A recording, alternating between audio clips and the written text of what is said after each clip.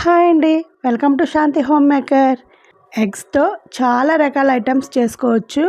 Egg fry ఈ స్టైల్లో చేశారంటే చాలా తొందరగా అయిపోతుంది, చాలా రుచిగా కూడా ఉంటుంది. ఇంకెందుకు ఆలస్యం, చేసేద్దామా? Let start video.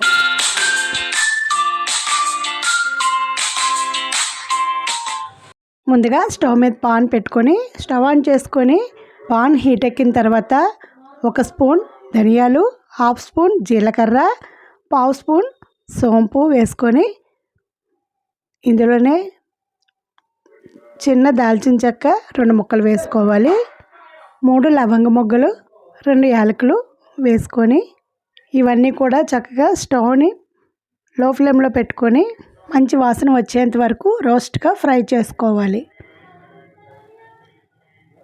ఇలా ఫ్రై చేసుకున్న తర్వాత స్టవ్ ఆఫ్ చేసుకొని చల్లారనిచ్చుకొని మిక్సీ జార్లో వేసుకొని ఇందులోనే 8 వెల్లుల్లిపాయ రేకలు,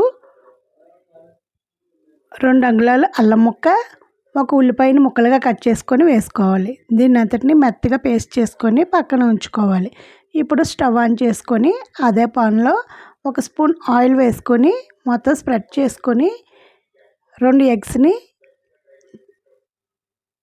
ఇలా బీట్ చేసుకొని వేసుకోవాలి. వేసుకొని నచ్చితే ఇలానే డైరెక్ట్గా వేసేసుకోవచ్చు, లేదంటే దీని మీద కొంచెం సాల్ట్, కొద్దిగా కారం వేసుకొని తిరగేసుకొని ఆమ్లెట్లో వేసుకొని దీన్ని ముక్కలుగా కట్ చేసుకోవాలి.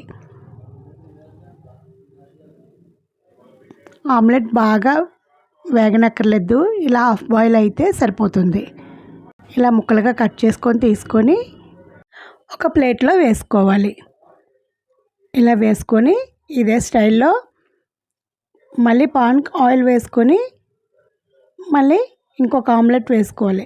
ఇలా 2-3 ఆమ్లెట్లు వేసుకొని పక్కన ఉంచుకోవాలి. గుడ్డుని గిన్నెలో పోసి ఉప్పు, కారం, పసుపు, ఉల్లిపాయ ముక్కలు వేసి ఆమ్లెట్ వేసుకునే కన్నా కర్రీ కదా, ఇలా వేసుకుంటేనే బాగుంటుంది.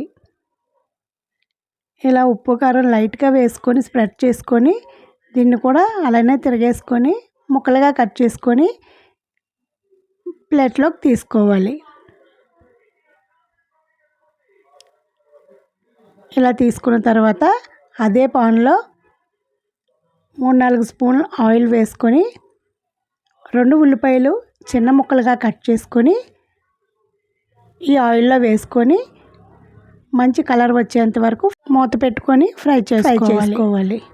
2 నిమిషాల తర్వాత మూత తీసి ఒకసారి బాగా కలిపేసుకొని ఇప్పుడు 3 టమోటాలు చిన్న ముక్కలుగా కట్ చేసుకొని వేసుకోవాలి. వేసుకొని ఇందులోనే 2 బిర్యానీ ఆకులు వేసుకొని టమోటాస్ సాఫ్ట్గా అయ్యేంత వరకు వేయించుకోవాలి. మధ్య మధ్యలో ఒకసారి అటు ఇటు కలుపుతూ ఫ్రై చేసుకొని ఇప్పుడు ఇందులోనే రుచికి సరిపడేంత కల్లుప్పు, కొద్దిగా పసుపు, 1 స్పూన్ ఫుల్గా కారం వేసుకొని ఒకసారి మొత్తం బాగా కలిపేసుకోవాలి. ఎవరైనా గెస్ట్లు వచ్చినప్పుడు సడన్గా చేయాలి అంటే ఈ కూర అయితే వెరైటీగా ఉంటుంది, చాలా తొందరగా కూడా అయిపోతుంది. టేస్ట్ అయితే సూపర్గా ఉంటుంది. ఈసారి ఎవరైనా గెస్ట్లు వచ్చినప్పుడు ఇలా ట్రై చేయండి. ఇవన్నీ బాగా కలిపేసుకొని ఇప్పుడు ముందుగా పేస్ట్ చేసి పెట్టుకున్న ఈ మసాలా పేస్ట్ను కూడా ఇందులో వేసుకోవాలి. మసాలా పేస్ట్ బాగా మెత్తగా అవసరం లేదు, కొంచెం బరగ్గా ఉంటే ఈ కర్రీ చూడటానికి చాలా బాగుంటుంది. ఈ మసాలా పేస్ట్ పచ్చివాసన పోయేంత వరకు ఆయిల్లో ఫ్రై చేసుకొని ఇప్పుడు ఒక 1/2 కప్పు వాటర్ వేసుకొని మొత్తం ఈ మసాలా అంతా కలిసేలాగా ఒకసారి మొత్తం కలిపేసుకోవాలి. ఇలా కలుపుకున్న తర్వాత స్టవ్ని మీడియం ఫ్లేమ్లో పెట్టుకొని నిదానంగా కుక్ చేసుకోవాలి. అప్పుడే దీని ఫ్లేవర్ అనేది బాగా తెలుస్తుంది. ఇలా మొత్తం కలుపుకున్న తర్వాత ముందుగా మనం ఆమ్లెట్ వేసుకొని కట్ చేసుకున్న ఈ పీసుల్ని ఒక్కొక్కటిగా వేసుకోవాలి. ఇలా వేసుకొని మొత్తం మసాలా పేస్ట్ అంతా ఈ ఆమ్లెట్స్ పట్టేలాగా ఒకసారి బాగా కలుపుకోవాలి. ఈ కూర అయితే చూడటానికే కాదు, తినడానికి కూడా చాలా బాగుంటుంది. పిల్లలైతే చాలా ఇష్టంగా తింటారు. ఎప్పుడైనా లంచ్ బాక్స్ తొందరగా అయిపోవాలి అనుకుంటే ఈ కర్రీ చేసి పెట్టారంటే ఈజీగా అయిపోతుంది, కొత్తగా కూడా అనిపిస్తుంది. ఇందులో మనం పచ్చి మసాలా వేసాం కాబట్టి ఫ్లేవర్ అయితే చాలా బాగుంటుంది. ఇదంతా ఒకసారి బాగా కలిపేసుకొని ఇప్పుడు స్టవ్ మీడియం ఫ్లేమ్లో పెట్టుకొని మూత పెట్టుకొని ఒక 5 నిమిషాలు ఆవిరి మీద కుక్ చేసుకోవాలి. ఇలా కుక్ అయిన తర్వాత చివరగా 2 పచ్చిమిరపకాయలు సన్నగా కట్ చేసి వేసుకొని ఇందులోనే కొత్తిమీర కూడా వేసుకొని స్టవ్ ఆఫ్ చేసుకోవాలి. ఇప్పుడు వేడివేడి అన్నంలో ఈ కర్రీ వడ్డించారంటే వెనకాతలోకి మిగిల్చకుండా మొత్తం ఒక్కరే తినేస్తారు, అంత బాగుంటుంది. చూసారు కదా, ఆమ్లెట్ ఎగ్ ఫ్రై రెడీ అయింది. చాలా ఈజీగా ఉంది కదా, నేను చెప్పడం కదండి. మీకు ఎలా అనిపించిందో కామెంట్ సెక్షన్లో తెలియజేయడం మర్చిపోవద్దు. చివరిగా చిన్న సలహా, నచ్చితే ఒక లైక్ ఇవ్వండి.